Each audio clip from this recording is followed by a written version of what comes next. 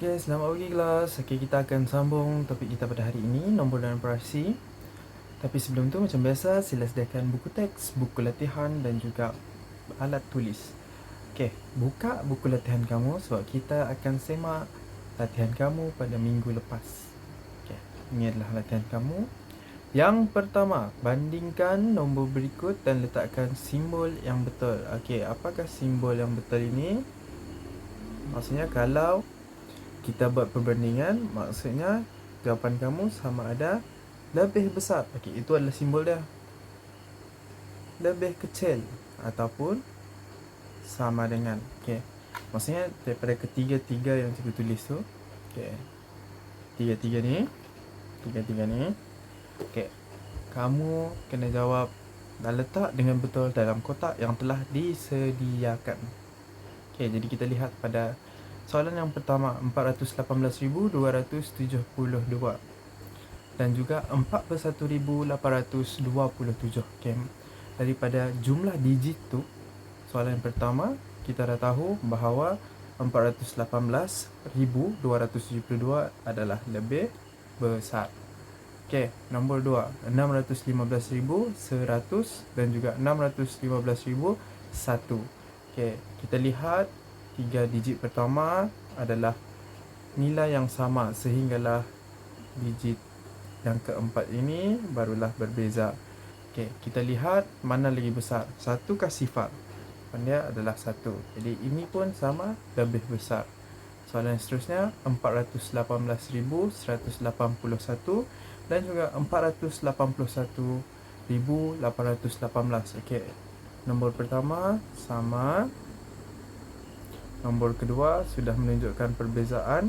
Kita lihat 1 dengan 8 mana lebih besar. Jawapan dia adalah 8. Jadi ini jawapan dia lebih kecil. Dan nombor 4, 125,000 dan juga 125,001. Ini pun lebih kecil daripada digit yang terakhir. Sebab digit lain sama. Sifar dengan 1, sifar lebih kecil. Jadi kurang daripada. Okey. Seterusnya,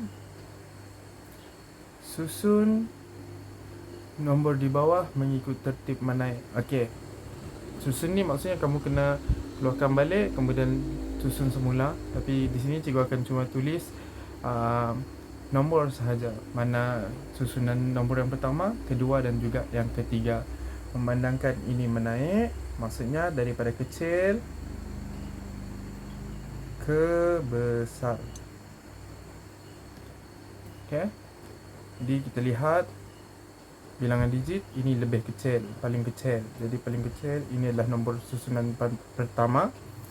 Kemudian ini yang kedua dan ini yang ketiga. Okay, pastikan kamu susun semula. Dan yang nombor 2 pula, kita lihat perbezaan daripada digit yang kedua bagi setiap nombor tersebut. Memandangkan sifar lebih kecil, jadi sifar ini adalah yang pertama, kemudian 1 yang kedua, dan 2 yang ketiga. Okay, pastikan susunan kamu sebegitu. Okay, susun nombor di bawah mengikut tertib menurun. Okay, tertib menurun, dia terbalik dari besar ke kecil. Okay, jadi kamu kena cari mana satu nombor yang lebih besar. Okay, jawapan dia ini ada 6 digit, maksudnya ini yang pertama. Kemudian 92 dengan 41. 92 lebih besar, jadi yang kedua. Kemudian yang paling kecil adalah susunan nombor yang terakhir. Okay, nombor 2. Daripada nombor ni, nombor digit pertama kamu dah kenal pasti mana satu yang lebih besar. 4 lebih besar. Jadi ini yang pertama, ini yang kedua, ini yang ketiga. Okay, kalau kamu perlukan lebih masa untuk menyemak, boleh tekan pause terlebih dahulu. So, cikgu akan teruskan dengan pengajaran yang seterusnya, iaitu nombor perdana. Di akhir pengajaran ini, kamu sepatutnya dapat 1. Menyatakan ciri-ciri nombor perdana, dan yang kedua mengenal pasti nombor perdana. Okey. kamu boleh rujuk buku teks kamu, buka surat 10. Nombor perdana. Ciri-ciri nombor perdana. Ciri-ciri yang cikgu boleh bagi kepada kamu ada 3. Yang paling penting ianya mestilah lebih besar daripada 1. Jadi lebih besar daripada 1 maksudnya sifar dan juga 1 bukanlah nombor perdana. Nombor perdana dia bermula dengan digit 2. Yang kedua, hanya boleh dibahagi oleh nombor itu sendiri. Maksud boleh dibahagi ini, maksudnya contoh 3, digit 3 cuma boleh dibahagi dengan 3 sahaja. Itu maksud cikgu. Dan yang ketiga, hanya boleh dibahagi dengan 1. Maksudnya di sini, kalau satu nombor yang boleh dibahagi oleh nombor yang lain selain daripada nombor itu sendiri dan selain daripada 1, maksudnya itu bukan nombor perdana. Cikgu bagi contoh mudah, 4. 4 boleh dibahagi dengan 4, kamu dapat 1. 4 juga boleh dibahagi dengan 1, dapat 4. Tapi 4 juga boleh dibahagi dengan nombor yang lain, iaitu nombor 2. 4 bahagi 2, kamu akan dapat 2 tanpa mendapat baki. Maksudnya 4 ni bukanlah nombor perdana. Contoh nombor perdana adalah 3. 3 hanya boleh dibahagi dengan 1, hanya boleh dibahagi dengan diri sendiri. Dia tak boleh dibahagi dengan nombor lain. Jadi 3 adalah nombor perdana. Cara mudah mengenal pasti. Kalau nombor diakhiri dengan nombor genap, nombor genap adalah sifar, 2, 4, 6, 8, 10, 12 dan seterusnya. Ianya bukan nombor perdana. Kenapa? Sebab ianya boleh dibahagi dengan 2. Contoh 436. Lihat kepada digit yang terakhir 6. 6 ni adalah nombor genap. Jadi maksudnya nombor genap boleh dibahagi dengan 2. Jadi 436 bukanlah nombor perdana. Seterusnya, kalau nombor diakhiri dengan digit sifar atau 5 pun sama, ianya bukan nombor perdana. Kenapa? Sebab boleh dibahagi dengan 5 ataupun 10. Kalau ada sifar ataupun 5, ianya boleh dibahagikan dengan 5 atau 10. Contoh 5235. Tengok 5 yang berada di hujung ini, maksudnya nombor ini boleh dibahagi dengan 5. Jadi tidak boleh, bukan nombor perdana. Kalau nombor diakhiri dengan digit 1, 3, 7, 9 pula, cuba bahagi dengan 3, 7 ataupun 9. Kalau kamu bahagi tu, kamu dapat baki, maka nombor itu adalah nombor perdana. Yang ni kamu kena cuba satu-satu. Bahagi dengan 3, bahagi dengan 7, bahagi dengan 9.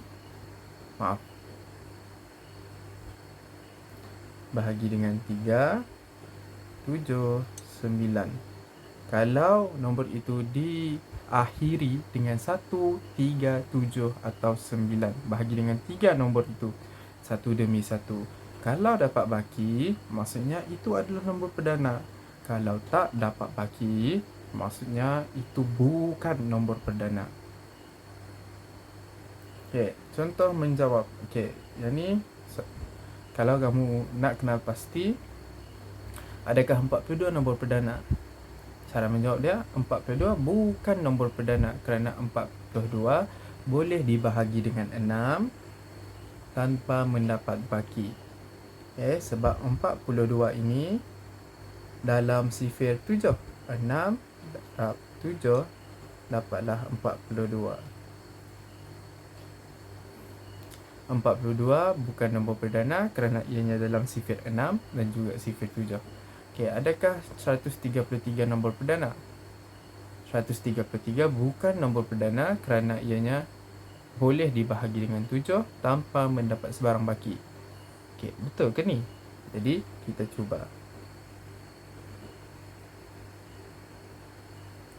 17 tolak dapatlah 63.